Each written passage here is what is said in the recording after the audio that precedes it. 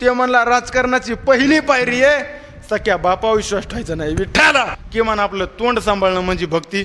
सरळ सरळ आपल्याला भक्ती म्हणता येईल. पण महाराज बोलण्या पाहिजे लईच माणसं डुकराच्या जातीवानीच बोलायले, काही बी बोलायलेत, काही बी बोलायले. तो एक दिवशी दोघं नवरा बायको डॉक्टरकडे गेले आणि डॉक्टर नवऱ्याला तपासलं आणि सांगितलं, अहो तुमचं रक्त कमी झालंय आणि तुमचं रक्त कमी झाले असल्या कारणानं तुम्हाला फळं खावं लागते, तुम्हाला पौष्टिक आहार घ्यावा लागेल, जास्तीत जास्त लिंबू सरबत प्यावं लागेल आणि उन्हात हिंडता येणार नाही. तितक्यात बायको काय म्हणली माहिती आहे का, अहो डॉक्टर साहेब किती दिवस सांगायले मी, अहो किती दिवस झाले मी सांगायले उन्हात हिंडू नको.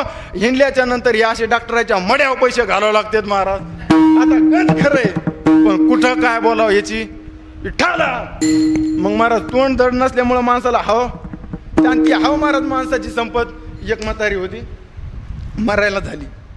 आता म्हातारीला मरण्यासाठी काही क्षण राहिलेत महाराज. म्हातारी आता काही क्षणात मरणार आहे, पण म्हातारी मरायच्या टायमाला असं करू लागली. म्हातारी असं करायली महाराज. पोरायला वाटलं नक्की म्हातारीनं भिताडीत काहीतरी नवी क्यार भिताड पोरायनं पाडली. नवी क्यार एक भिताड पाडली. चालून चला. किती हजाराची भिताड हो? 50,000ची. 50,000ला भिताड धरून चला. बसत नाही तरी 50,000ची भिताड कशी बी आहे. महाराज भिताड पाडली, पण त्या भिताड्यामध्ये पोरायला काही गवसल नाही. ती पोरगं माझ्याकडे आलं म्हणे, महाराज म्हातारी नुसतं असंच करायली, आम्ही भिताड पाडलं पण भिताडात काय गवसल नाही. त्याला म्हणलं ते मला बी काय कळत नाही बाबा, पण एक संभाजीनगरला डॉक्टर आहे, त्यानं जर इंजेक्शन तुमच्या म्हातारीला टोचलं की म्हातारी 5 मिनिटं कसं बी बोलती, म्हातारी कसं बी 5 मिनिटं बोलती. तेव्हा महाराज नंबर घेतला. नंबर घेतल्याच्या नंतर डॉक्टर आल्याच्या नंतर डॉक्टरने इंजेक्शन दिलं आणि म्हातारी बोलायला लागली.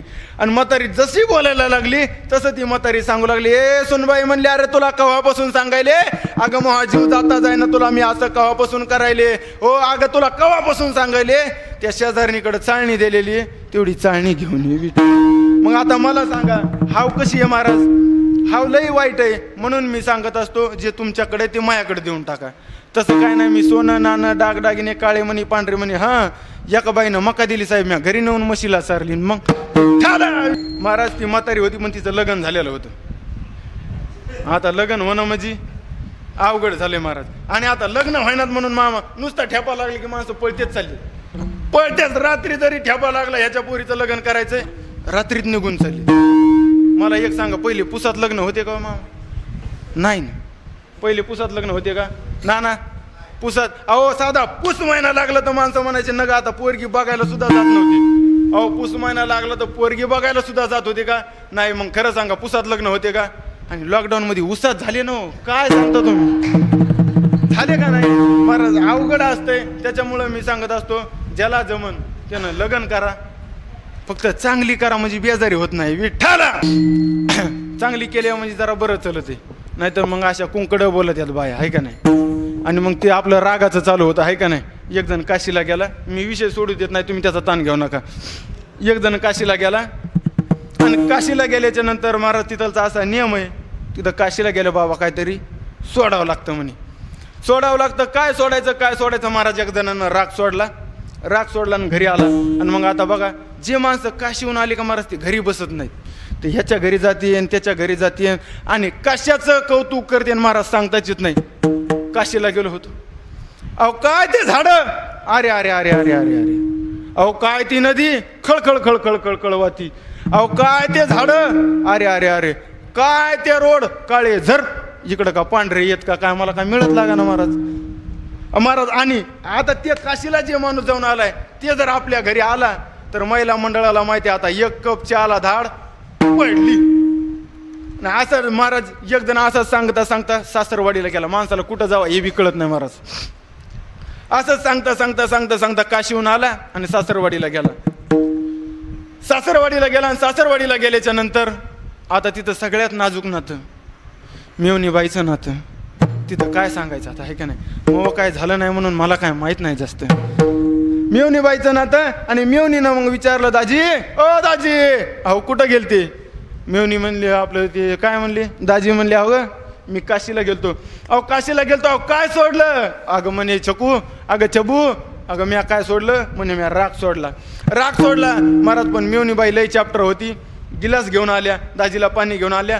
तसं दाजीला पुन्हा विचारलं, दाजी अहो का सोडलं? दाजीनं पुन्हा सांगितलं, अगं राग सोडला.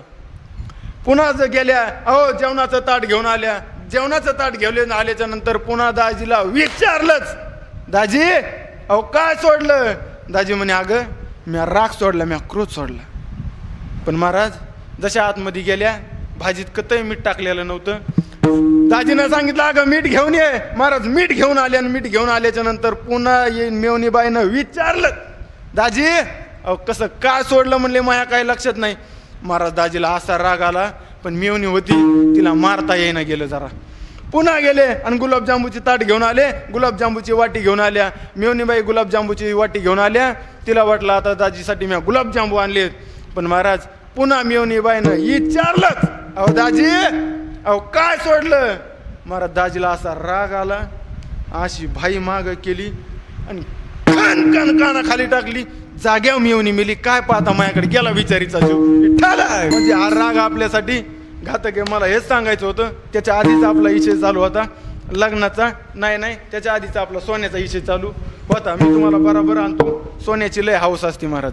कोणी असू द्या, महिला मंडळ कोणत्या बी असू द्या, सोन्याची लय हाव. एका गावात एका आमदाराच्या पोरीचं लग्न होतं. आमदाराच्या पोरीचं लग्न होतं आणि महाराज सगळ्या मोठमोठ्या घरी मूळ वाट्या दिल्या. सगळ्या मोठमोठ्या घरी मूळ वाट्या दिल्या आणि एक बचत गटाची मिटिंग झाली. म्हणल्या बाय तिथं सगळे मोठमोठाले माणसं येणार आहेत म्हणे ना, आपल्याकडं तर सोन्याचं एक कण सुद्धा नाही. त्या म्हणल्या माय खरंच नाही, पण शेलूला जर आपण गेलो आणि शेलूला जर गेलो तर महाराज तर 250 रुपयाचं बेंटेक्सचं लागन तितकं सोनं आहे आणि ते सोन्यासारखं दिसतंय. महाराज ऑटो भरला आणि ऑटो घेऊन महाराज शेलूला गेल्या आणि शेलून 250 500 रुपयाचं किलो एक सोनं आणलं आणि एवढं सोनं आणलं महाराज त्या येतानाच घालून आल्या. पण चोरायला काय माहिती ओरिजिनल आहे का डुप्लिकेट आहे. महाराज चोरायनं देऊळगाव फाट्यावर आडिल्या आणि सांगितलं द्या सोनं. महाराज जी मेन अध्यक्ष असते ना ती देत नाही. महाराज ते म्हणल्या, अरे म्हणली उगाच आणलंय काय सोनं केलंय? हा देत नाही म्हणली, देत नाही. कस काय देत नाही म्हणला चोर बी. महाराज अशा हाणल्या बाया, अशा हाणल्या महाराज ते सोनं घेऊन पुढे गेले. मग आता सोनं घेऊन पुढे गेले, गपचिप जाऊ द्याचं. आपल्याला माहिती झाकली मूठ 1.25 लाखाची असती. महाराज चोर पुढे गेले आणि इतक्या श्रमानंतर ते सोनं त्याला मिळालं होतं, पण ते बँटेक्स होतं हे पक्षी यायला माहीत होतं. महाराज पुढे गेले, इतक्या श्रमानं त्या चोरानं सोनं मिळवलं होतं आणि पुढे गेल्याच्या नंतर त्या बचत गटाच्या अध्यक्ष होत्या. त्या म्हणल्या, हो नी म्हणल्या, हा नेऊन काय न्यालंच बँटेक्सचं तर. महाराज त्या चोराला असा राग आला, ते वापस आला आणि पुन्हा हाणली इतकी हाणली महाराज, कटाळूस तर हाणली. मग आता चोराचे हात दुखू लागले महाराज हाणून. मग तरी हिनं गब्बासावानं महाराज चोर कदरून उठून निघून गेला. हो म्हणली काय हाणलंस? म्हणली काय हाणलंस? हो काय हाणलंस म्हणली, याच्यापेक्षा मग पप्याचा बाप जास्त हाणितो. विठ्ठला कोण आपल्याला पाहिजे, नाणं दागदागिने आपल्याला पाहिजे, ते सगळं आपल्याला असल्या पाहिजेमुळं महाराज आपला जीव बी स्वतःला जात नाही आणि आपले हाव आयुष्यभर सरत नाही. साधारण करा, विचार करा महाराज. आपण देवाकडे गेलो तरी काय मागतो? तो देवाकडे गेलो आपलं एकच मागणं आहे, देवा याची दान दे गा देवा, शेजाऱ्याला रोग व्हावा आणि तितक्यात त्याचा काटा निघावा आणि त्याची 2 एकर मै हो. बोला पुंडलिका हर विठ्ठल श्री ज्ञानदेव तुकाराम माऊली ज्ञानेश्वर महाराज की जय. आपण हेच मागू महाराज. आणि लईत लय मायासारखा एखादा मोठ्या मनाचा कीर्तनकार असला तर मागतं, देवा सगळ्याच चांगलं कर पण सुरुवात मायापासून कर. विठ्ठला सांगतो तुमच्या लक्षात येईल, स्वतःच्या दुःखानं माणसं जेवढी दुःखी नाहीत ना महाराज, स्वतःच्या दुःखानं माणसं जेवढी दुःखी नाहीत ना, तेवढं दुसऱ्याचं सुख बघून दुःखी होणारी माणसं आज आपल्याला जास्त सापडतात. महाराज एखाद्यानं गाडी घेतली आणि गाडी घेतल्याच्या नंतर आपल्याला पेढे खायला बोलवलं. जायचं पेढे खायचे. बाबा त्याला सांगायचं, अरे आम्हाला एवढी गाडी घेणं होत नाही, पण आम्ही हात केल्याच्या नंतर तू गाडी थांबवशील ना, याच्यात आम्हाला मोठेपण आहे. महाराज पण आपले माणसं तसे करते का? अजिबात नाही. जात्या गुलाबजामू खात्या, पेढे खात्या आणि पेढे खाऊन घरी येत्या. काय म्हणते हप्त्या घेतले असन? अरे हप्त्या घेऊ ना तर सप्त्या घेऊ, पण घेतली ना बुवानं. विठ्ठला मग स्वतःच्या दुःखानं माणसं जेवढी दुःखी नाहीत महाराज, स्वतःला दुःख आलं तरी माणसं दुःखी नाहीत, पण दुसऱ्याला सुख जर आलं तर महाराजाचं आपण जास्त दुःखी आहेत. एक जण निवडणुकीला उभा राहिला. निवडणुकीला उभं राहिल्याच्या नंतर माझा मित्र होता, मी त्याला विचारलं, का रे तू निवडणुकीला उभं राहिला, तू का निवडून येणार आहे का? तो म्हणे, महाराज मला माहिती आहे मी निवडून येत नाही. काय आत्मविश्वास असते मामा. ते मला म्हणे, अहो महाराज मला माहिती आहे मी निवडून येत नाही. अरे म्हणलं मग उभा कशाला राहिला? ते म्हणला मी उभा राहिले ते पडत आहे ना म्हणून उभा. ठाणा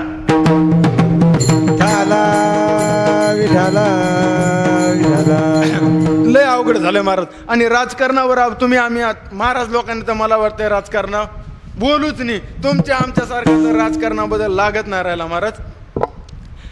एक आमदार 40 वर्ष आमदार राहिले. आबा 40 वर्ष आमदार राहिले आणि 40 वर्ष राहिल्याच्या नंतर त्याचं पोरगं आता मोठं झालं. पोरगं मोठं झालं तो बापाला म्हणे, ओ बाबा अहो 40 वर्ष झाले तुम्ही आमदार आहे, राजकारण मला शिकवा. अहो मला बी करायचं राजकारण, अहो मला शिकवा राजकारण. बाप म्हणे तुला राजकारण शिकायचंय? तो म्हणे हा मला राजकारण शिकायचं. तुला राजकारण शिकायचंय? तो म्हणला हा मला राजकारण शिकायचंय. मग तू असं कर, बिल्डिंगवरच आहे. महाराज ते पोरगं बिल्डिंगच्या 3ऱ्या मजल्यावर गेलं आणि 3ऱ्या मजल्यावर गेल्याच्या नंतर बापानं सांगितलं उडी हाण, उडी हाण, उडी हाण. म्हणल्याच्या नंतर पोरगं म्हणले, अहो बाबा इतक्या उचून उडी हाणायची? माझा हात मोडन पाय मोडन. मोडल्याच्या नंतर बाप म्हणे तुला राजकारण शिकायचंय? तो म्हणे हा मग हाण उडी. महाराज धडकन त्या पोरानं उडी हाणली आणि उडी हाणल्याच्या बरोबर त्याचा हात मोडला, पाय मोडला, कमरात गॅप पडला, मणक्यात गॅप पडला. डॉक्टरकडे नेलं, ॲडमिट केलं आणि 15 दिवसानं डॉक्टरकडे आमदार बाप भेटायला गेला. आणि 15 दिवसानं डॉक्टर बाप भेटायला गेल्याच्या नंतर पोरानं डोळे उघडून बघितलं आणि विचारलं, बाबा तुमचाच आहे ना मी? तो म्हणे हा माझाच आहे. अहो मग 3ऱ्या मजल्याहून मला उडी मारायला लावली, साधं धरलं नाही, अहो धरण्याचा प्रयत्न सुद्धा केला नाही. असं का? तो बापानं दिलेलं उत्तर खूप गोड आहे. तो बाप म्हणत होता, अरे तूच तर म्हणत होता राजकारण शिकवा, राजकारण शिकवा. तो म्हणे अहो बाबा ह्याच्यात काय राजकारण आहे? ते म्हणला राजकारणाची पहिली पायरी आहे सख्या बापावर विश्वास ठेवायचा नाही. विठ्ठला